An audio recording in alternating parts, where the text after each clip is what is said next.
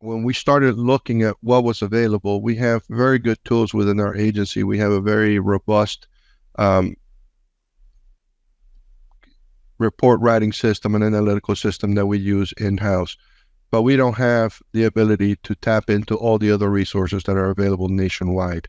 And so when we started looking around as to how we could leverage our ability to do intelligence and our ability to do link analysis and our ability to spot those significant players that were operating behind the scenes, we looked around and find that in the US, to us anyway, there's really only one natural uh, solution, and that is ISO and Verisk, who actually oversee and house the data for the majority of all the carriers in our country. I think it's something between 95 and 97% of all carriers report to ISO.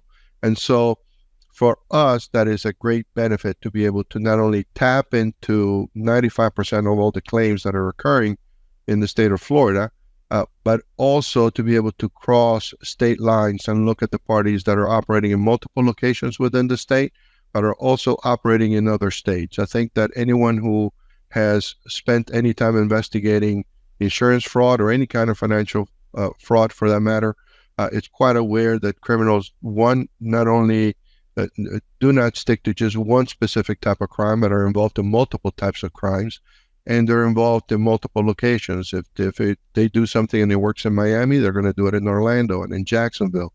And if it works in Florida, they're going to try it in New York, in California, or Georgia. They're going to move around. And so for us to stay up to speed, we need to have the ability to look at the information that we get from the carriers when they send us a referral, but we also need the ability to tap into all the claims data that's available to us in Florida and outside of Florida. And Verisk was the obvious solution for us.